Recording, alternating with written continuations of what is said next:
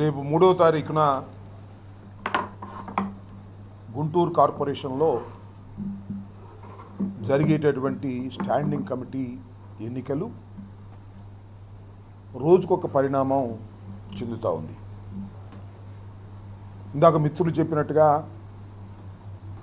కేవలం 11 సీట్లు మాత్రమే గెలిచినటువంటి కూటమి ఇవాళ 6 స్థాయి సంఘపు ఎన్నికలకు పోటీ చేసి మమ్మల్ని ఓడించి తెలుగుదేశం గెలవాలనేటువంటి ప్రయత్నం చేస్తున్నారు. చిత్రమైనటువంటి పరిణామం.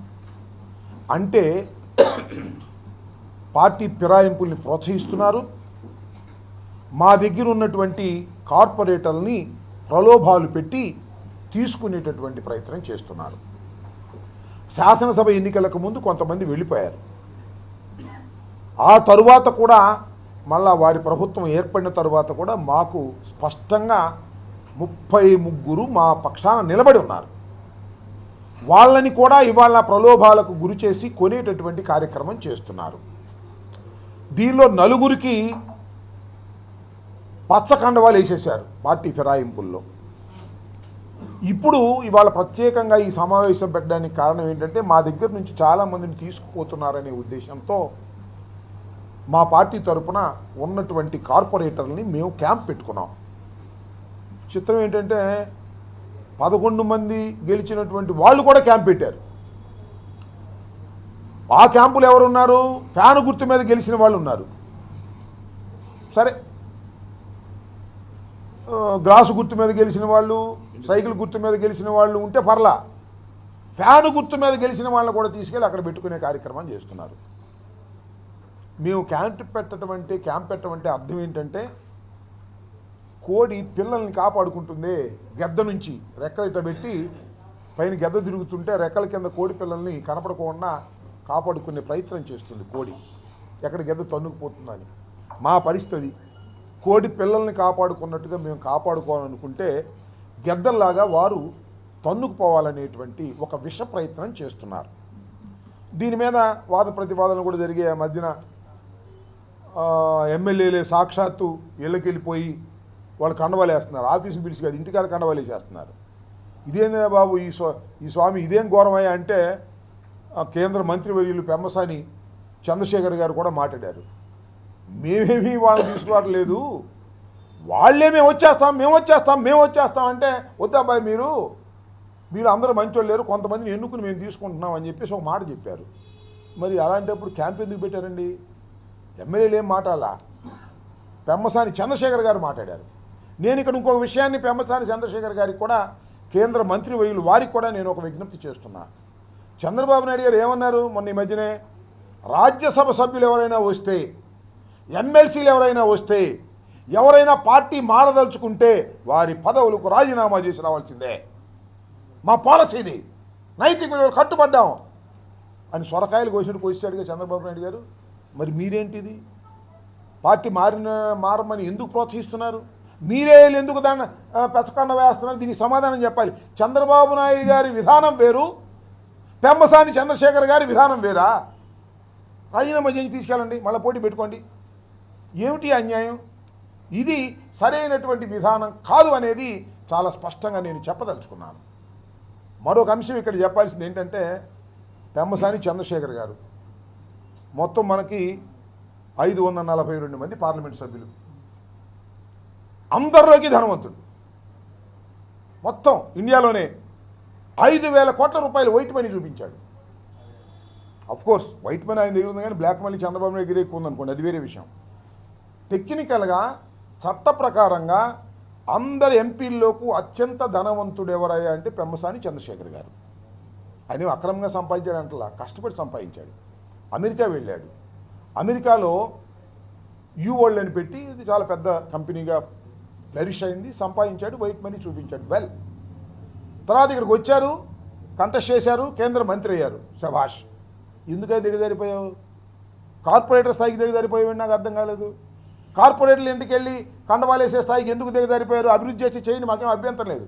ఏ బ్రిడ్జిలు కడతాం, అవి కడతాం, ఈ కడతాం, ఇంకా పునాదులు వేయలా చెప్తున్నారు, చెప్పుకోండి, మాకు అభ్యంతరం లేదు. ఎందుకు పెమ్మసాని చంద్రశేఖర్ గారు అంత ధనవంతులు, కేంద్రంలో మంత్రి చేసే మీరు చంద్రబాబు నాయుడు గారేమో పార్టీ మారాలంటే ముందు రాజీనామా చేయాలని ఆయన కోతలు కోస్తుంటే మీరెళ్ళి కండవాలేసి ఎందుకు పార్టీలో చేర్చుకుంటున్నారు? అందరూ క్యూ కట్టారు 30 మంది, అయినా మేము తీసుకోవటం లేదు అని ఎందుకు క్యాంప్ పెట్టారు? దీనికి మీరు సమాధానం చెప్పవలసినటువంటి అవసరం ఉన్నది అని మనవి చేస్తున్నా. కేంద్ర మంత్రివర్యులు ఒక తెలుగువాడు అమెరికా వెళ్ళి 5,000 కోట్ల రూపాయలు సంపాదించినటువంటి వ్యక్తి, శభాష్.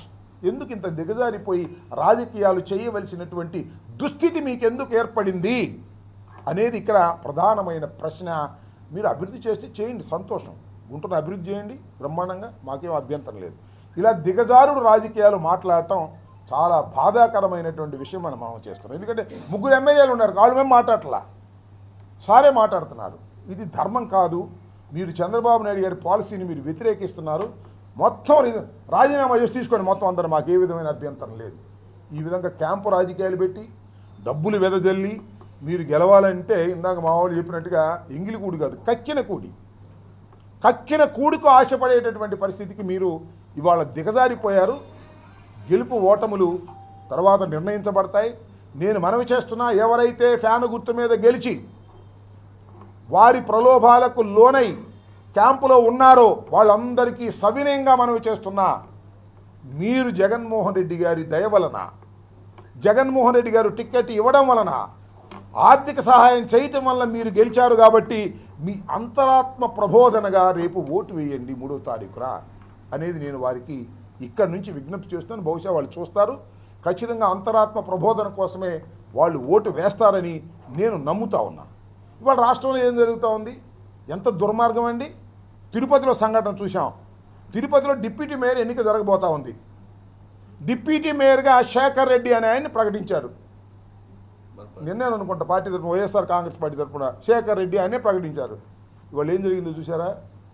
శేఖర్ రెడ్డి బిల్డింగ్ కట్టుకుంటా ఉంటే మొత్తం కూల్చి పారేశారండి. మొత్తం టోటల్గా కూల్చేశారు. నువ్వు పోటీ చేస్తే ఒప్పుకో, నువ్వు తెలుగుచేసావురా. ఏమిటయా చంద్రబాబు నాయుడు గారి దుర్మార్గం? పార్టీకి రాజీనామా చేసి చేరాలి ఎవరైనా ఎమ్మెల్సీలు కానీ రాజ్యసభ సభ్యులు కానీ. ఎందుకంటే ఎమ్మెల్సీలు రాజ్యసభ సభ్యులు రాజీనామా చేస్తే వాళ్ళు గెలిపించుకునే అవకాశం ఉంది కాబట్టి. ఇది కదా మీ టాక్టిక్స్, మీ స్వార్థం అని అర్థమవుతుంది కదా. ఒక కార్పొరేటర్ని మేము డిప్యూటీ మేయర్గా తిరుపతిలో పోటీ చేస్తే ఎంత దౌర్జన్యం చేశారు. మార్నింగ్ అరెస్ట్ చేశారు, ధర్నా చేసిన వాళ్ళని కూలగొట్టేశారు. మీరు నిజంగా రూల్స్కి వ్యతిరేకంగా ఉంటే కట్టేటప్పుడు అడ్డం పడవచ్చుగా. ఇవాళ మేము ప్రకటించిన తర్వాత ఎందుకు కూలుస్తున్నారు మీరు? ఆ రకంగా ప్రలోభాలు పెట్టడం, దౌర్జన్యాలు పెట్టడం. అదే బటన్ నొక్కవయా బాబు అంటే విషం కక్కే ప్రయత్నం. బటన్ నొక్కటం మానేశాడు. ఆయన ఏం చెప్పాడు? బటన్ నువ్వు నొక్కేదేని ముసలమ్మ కూడా నొక్కిద్ది అన్నాడు. బటన్ నొక్కటం మానేశాడు, విషం కక్కటం మొదలెట్టారు. ఇలాంటి దుర్మార్గమైన రాజకీయాలు చేస్తున్నారు. ఇలాంటి దుర్మార్గమైన రాజకీయాలు చేసి గెలిస్తే మాత్రం మిమ్మల్ని ఎవడేయాలి ఎట్లా చేసేది నాకు అర్థం కావట్లా. ఎట్లా గెలుస్తున్నారో ఏంటో. గెలిస్తే ఎట్లా గెలిచారో అర్థమవుతుంది కదా. బయట చర్చ జరుగుతుంది కదా. ఎంత డ్యామేజ్ జరుగుతుంది. ఇదేం లేదు, మాకు నైతిక విలువలు లేకపోయినా పర్లా, మాకు ఏమైపోయినా పర్లా, మేము ఎవరినైనా కొంటాం, ఎవరినైనా బెదిరిస్తాం. దీని ప్రతిఫలాలు అనుభవించరా? అయిపోలా? 8 మాసాలు అయిపోయింది. ఇంకా 4 సంవత్సరాల 4 మాసాలు. 1 సంవత్సరం ఎన్నికలు తీసేస్తే 3 సంవత్సరాలు. 3 సంవత్సరాల్లో ఉంది భజన.